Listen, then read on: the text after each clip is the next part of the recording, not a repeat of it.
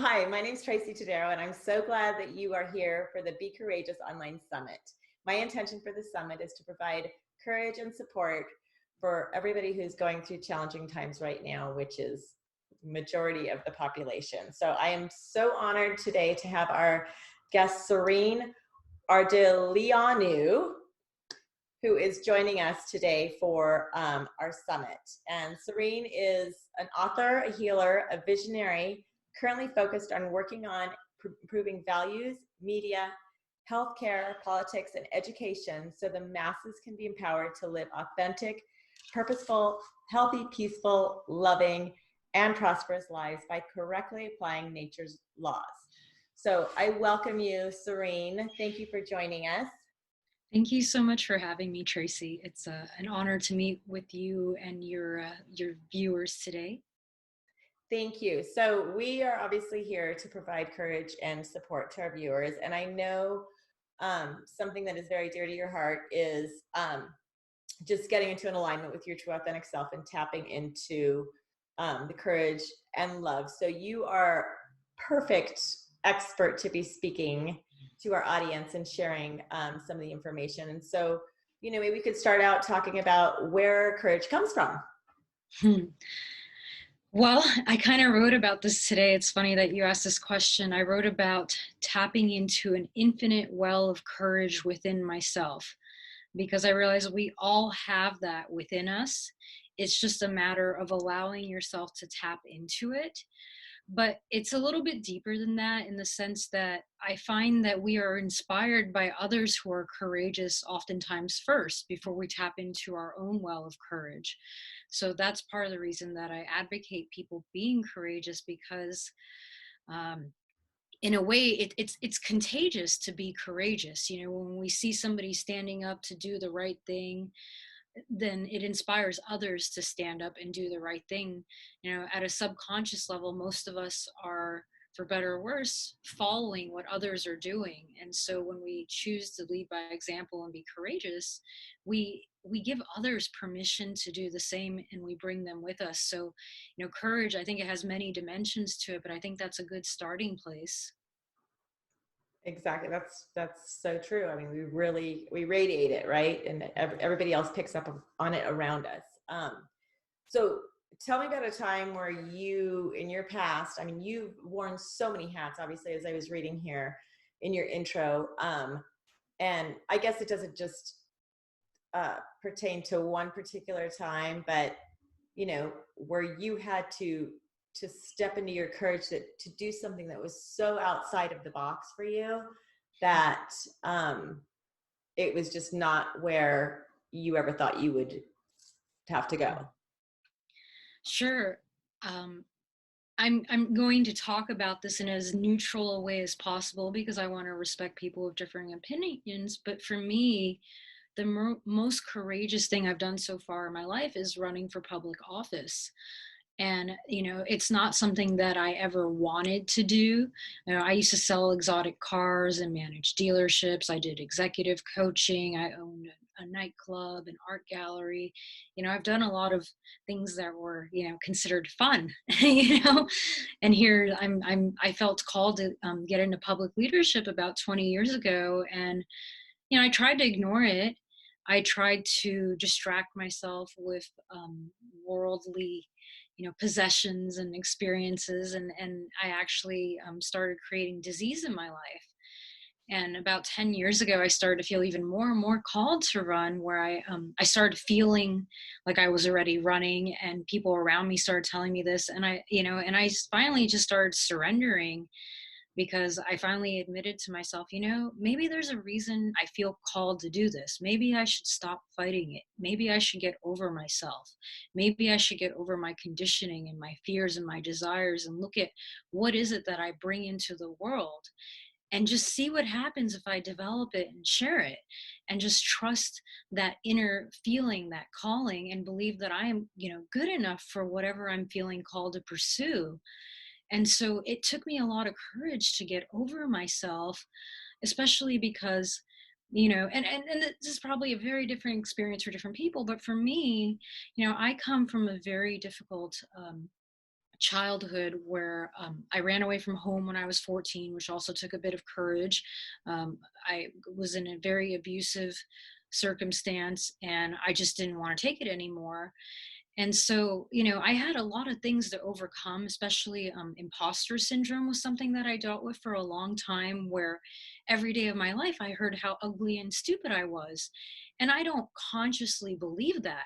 But now that I understand how programming works, I understand how this has affected me at a subconscious level, and, why I've spent like the past 10 years of my life actually investing in healing myself and knowing myself and understanding life. I mean, all of these things take courage, I believe, because they go against what we're taught we're supposed to do.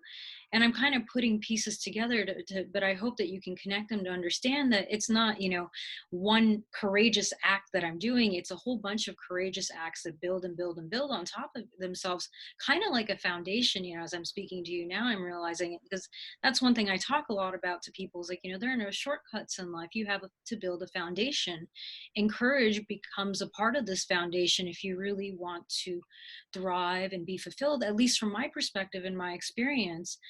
I had a very severe post-traumatic stress disorder in my late 20s. I was in and out of ER sometimes as like much as twice a year. For me, that's a lot, in my 20s.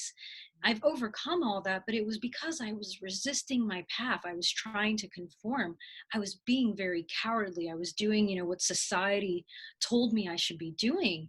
And on paper, it looked like I had it all, but I was miserable. I was dying inside. And it was when I finally, walked away from that life and started to really invest in myself and challenging everything, that I really started to feel like I was coming into being my most authentic self and feeling truly free in a way that nobody else can give you that freedom.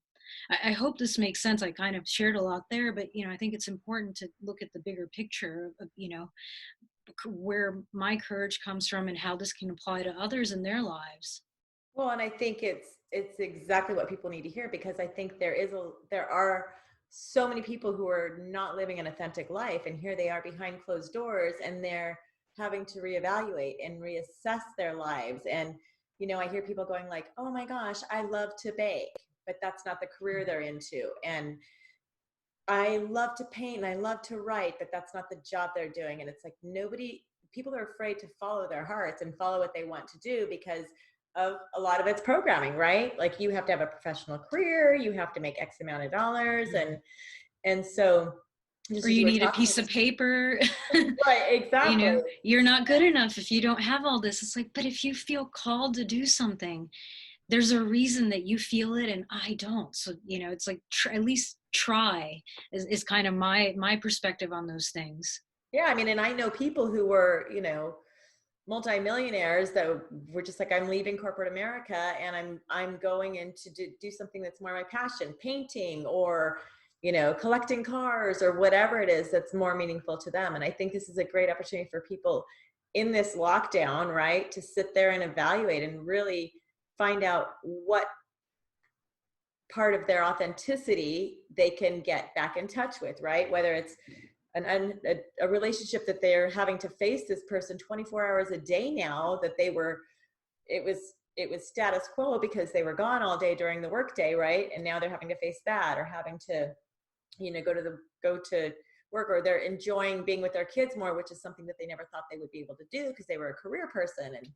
And so like you were saying, it's that courage that takes people to the next level of getting in touch with their authenticity and what makes them happy. It also requires a leap of faith, but nothing changes unless you do. And for me, as you're speaking, I'm thinking about, how can I help people to get from where they are today to where they want to be tomorrow, and that leap of faith requires reprioritizing, putting, and that takes courage, because you're putting what's important to you first. You're making time for it, right? Because nothing will change unless you do change something. Right. And so, but it takes courage to believe in yourself and to believe that you're going to be okay. And to the practical side is the reprioritization, because for me, whenever I decided to leave the world of working for other people because I didn't like working for people who lacked integrity, I realized, what do I need to be fulfilled and to be content in life? It's just food, shelter, and love. It's very basic. Right. And I could live anywhere and be happy, realistically, for the most part, but I haven't had to move. I haven't had to compromise much, because even though I haven't brought in as much income, I've brought in a lot more other things. For I bartered with people. I got free healthcare. My dogs got free healthcare. There are so many ways that we can be creative to get our needs met. For people who are worried about money, you have to realize that we don't necessarily need money to survive or thrive either. That's just a concept. And another thing that you got me thinking about is the current model, right? It's gotten us where we are today, and we're starting to wake up right now while we have this time at home, and we're questioning things. um, to question the model. If it got us to where we are today, how can it get us anywhere else, anywhere better? So I feel like this is a really good time for people to not only think about what's going on in the world and be honest with themselves, but to have the courage to be open about their thoughts and questions, because that's the only way we advance. And again, I'm a little bit wired politically, but Right. I also think that we all need to think about these things, because we're all affected regardless of what our titles are in the world. Yeah, I mean, and it's just, you're going back to the thing talking about money, and I'm watching people, I'm on a neighborhood social media app, and I'm watching bartering going on. It's pretty amazing. Like, oh, I'll trade toilet paper if somebody's got a bag of flour, or, and it's like, wow, we have gone back, right, to getting, to finding a way to get our needs met. And it's pretty amazing. And it's just changing a lot. So you talk a lot about being immovable, and I kind of think it plays a little bit on this, but if you want to share on that a little bit more. Sure. So part of my journey has been learning to be immovable. And what I mean by that is learning how to reason correctly and fully, because unfortunately, I realize most of us are never taught how to do that. I didn't start learning how to reason correctly till I was in my 30s. And so I don't think there's any reason to be embarrassed. But when you learn to reason correctly, you no longer make decisions out of your emotions, because a lot of times emotions are just conditioned responses, and they can interfere, with our reasoning abilities. And essentially, there's a physiological change in our body, because when we're emotional, we create certain chemicals in our brains. And so, like, when you're angry or you're worried, you're going to create all these toxic chemicals that get into your body, and they do affect your cognitive abilities, as well as create disease, headache, a lot of times, even with my PTSD, it was all stress related. So I was making these toxic chemicals because I was stuck in a loop. And so, part the reason that I've been interested in all these things, if it's not obvious, is because I really wanted to heal myself, and I wanted to be able to help others.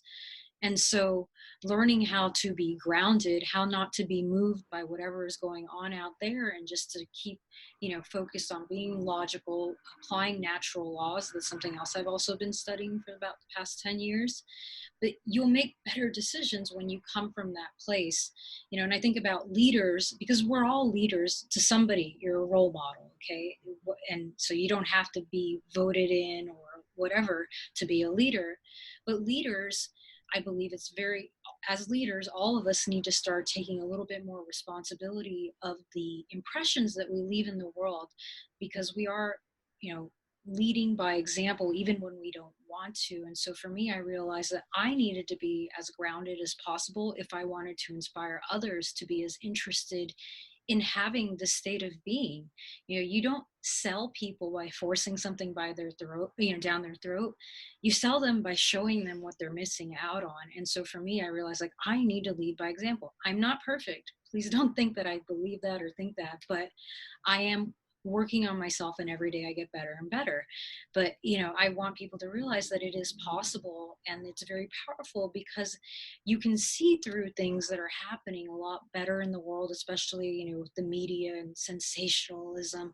For me right now, I'm actually very calm with everything that's going on in the world, because I understand what's driving the behavior, right? But the old me, my heart might be sinking right now, and I might not be able to sleep at night.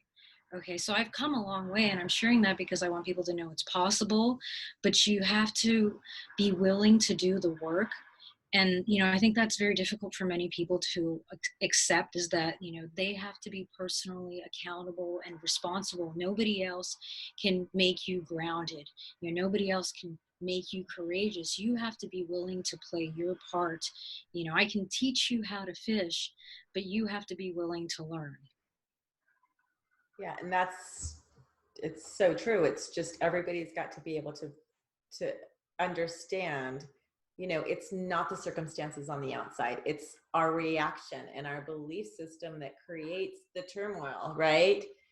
So they're not being toilet paper at the store. Is that really something that's going to cause something horrible to happen? No, it's the story we create, or there's not enough food. Well, yeah, there is. I mean, the shelves at the grocery store still have plenty. What's the story we're creating, right? Or it's the story that we allow others to create for us. Right. And that's a big part of what I talk about with people, is learning to, again, out of respect, I'm saying this respectfully, but just honestly, that we need to learn to think for ourselves and not let others influence us with their ideas. And if we do allow them, to logically reason through those ideas to make sure they actually make sense, and we're not just accepting it because we trust this person. It's very dangerous. A lot of people today, what we're seeing happening, aren't. That's why I talk about reason. They're not reasoning for themselves. They're not thinking for themselves. And we have that power, and we all need to realize that we can choose differently. But we need to be the ones, choosing, actively involved in this life experience. Yeah, and it's taking full responsibility for what's going on within. Um, so let's see here.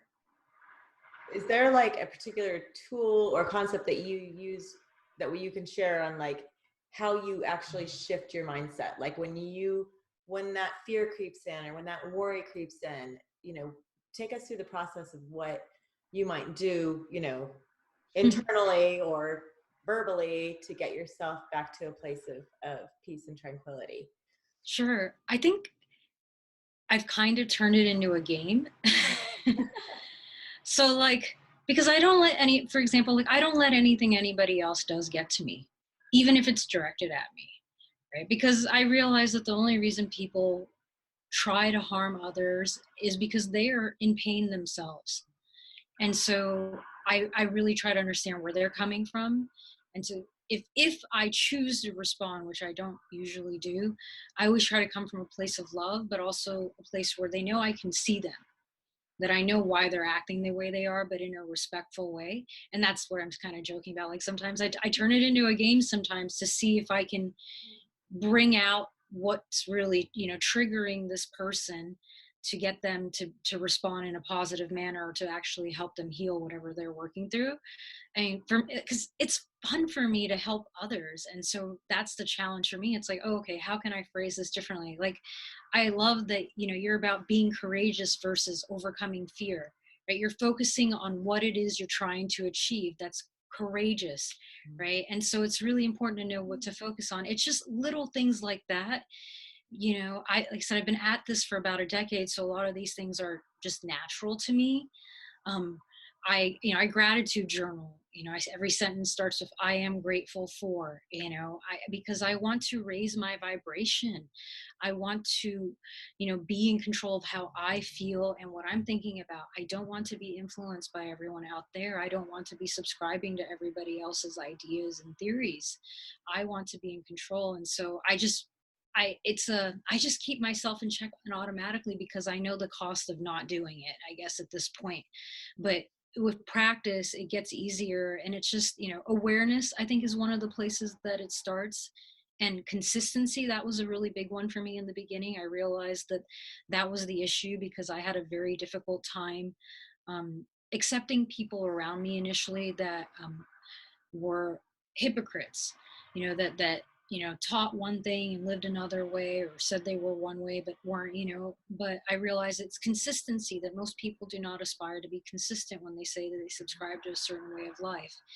And the thing is, like, whatever, and I bring up ways of life because we all subscribe to some theory, but most of us don't give it 100%. And what I've realized, when you actually give these theories 100%, many of them actually reap great results. And so that's why consistency is so important. um, I don't want to overwhelm people. I could go on and on. No, I know. I hear you. That's like, I'm just like, oh, okay, let's start rolling. And, the opposite of love is fear. And it's like, we're all in fear, and how love can turn that around. And I know a lot of people aren't ready to hear that. That's not enough to get them out of where they're at, but it's definitely just, Well, um, so actually, another thing I've been thinking about, why is it that I don't have fear? It's because I understand life. And why do I understand life? Because I've taken it upon myself to educate myself.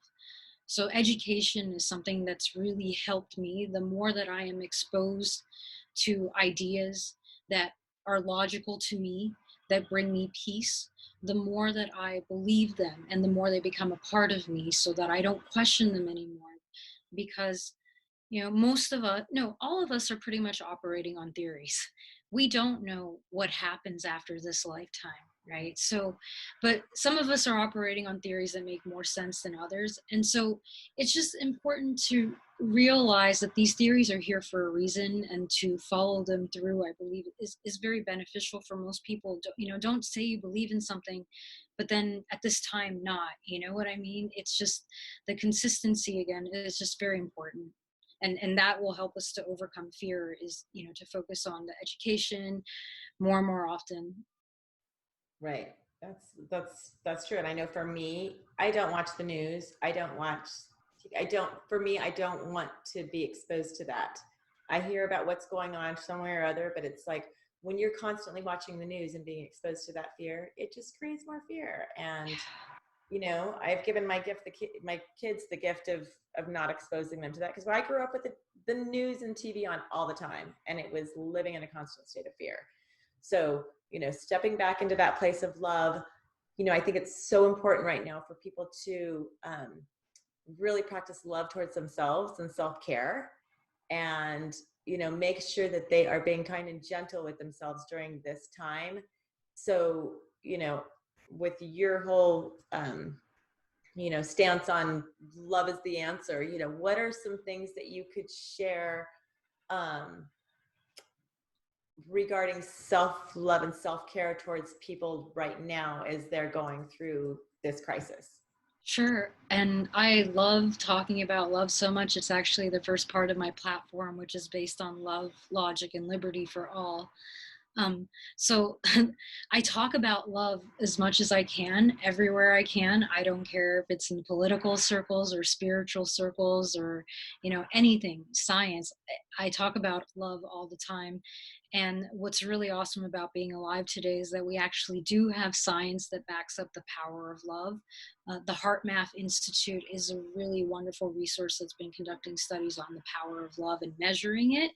For anybody that's interested, in case you're thinking, oh, love is very new agey, everything is energy, and love has, the greatest amount of influence as far as energy goes. And as far as self-love goes, one of the things I've realized from my journey is that most of us don't know how to love ourselves.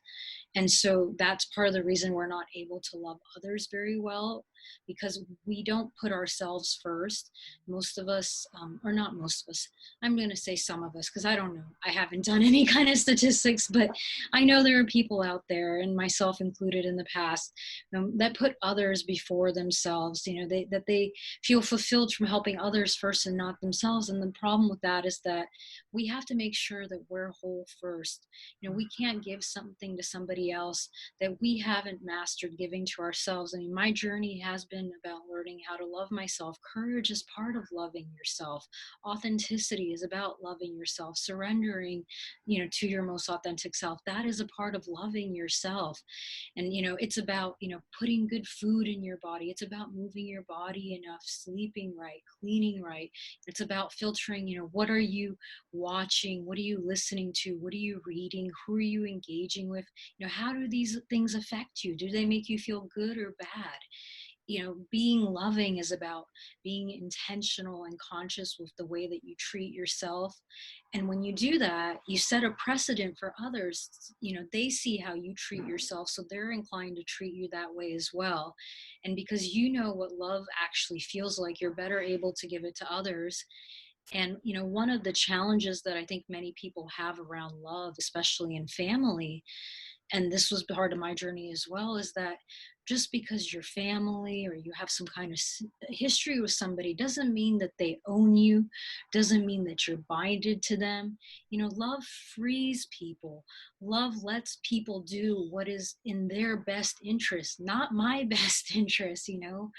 And that's the hard thing. Many people want, but they don't want to let people be free to be their most authentic selves. And with love, we must do that. And, I talked about, teaching somebody to fish. That's love. A lot of people confuse, giving fish to teaching fishing with love. And there's a difference, because we actually cause more harm in people's lives when we don't lead by example, when we don't give a helping hand and instead do for them what they're not willing to do for themselves. I'm about addressing causes, not effects. And love is the answer to everything, because if we actually mastered self-love and the golden rule, then even just the way we would do business would be different. We would create situations where everybody wins, not just chasing the bottom line. Because ultimately, when we do the right thing out of love, we do create these situations where everybody wins. And again, there's no shortcuts, but we create sustainability when we create these solid foundations. Yeah, one of my favorite songs is "Where's the Love" by Black Eyed Peas, and it's like when I listen to that, it's just literally like, where is the love? Like, look what we're doing to each other. Look what we're doing to the world. And so, anyways, I know this is kind of like a little shift in a heavier, place than the rest of the interviews for the summit, but I felt so compelled to talk about this, and I know this is your heart too, and it's what we need to put out there. And so I'm so grateful that you were open to just letting this flow organically and see where it went, because it's somebody out there needs to hear this message, and a lot of people out there need to hear this message. And so I'm so grateful that we get to provide this for them. So just what I guess I could roll into, so something that you're offering as your free gift today, Sorine, is a beautiful gratitude poem that you wrote, which if the viewers click on the link below to sign up that they will be sent that. But can you share where that came from and what that means to you, please? Sure. So I've been writing since I was 10. It's my natural outlet. It's my way of processing and sharing and inspiring. And I'm not one of those people that likes to create on demand. So this came from a very pure, inspirational place. I was feeling grateful in life, and I felt like I wanted to amplify that feeling of gratitude when I wrote this. And it's kind of it's kind of fun the way it's written. I play with certain words because I try to be fun. I try to have fun in life. And this is actually the second version of this poem. I had written one before, so I call this one Gratitude 2.0. And the reason that I made a new version is because everything in life changes, and for the most part, us human beings, we are evolving in consciousness. And so the things that we believe are best for us yesterday aren't necessarily the things we believe for us today or tomorrow. And so this poem was more aligned with who I am today as I was updating it, because I read the original. I'm like, this isn't who I am anymore. This isn't bad, but I'm different, and I want to offer something different to help others that want to lift their vibration quickly, because again, everything we focus on, we amplify. Everything is energy. So I want to give people something positive that they can focus on anytime they want to feel good.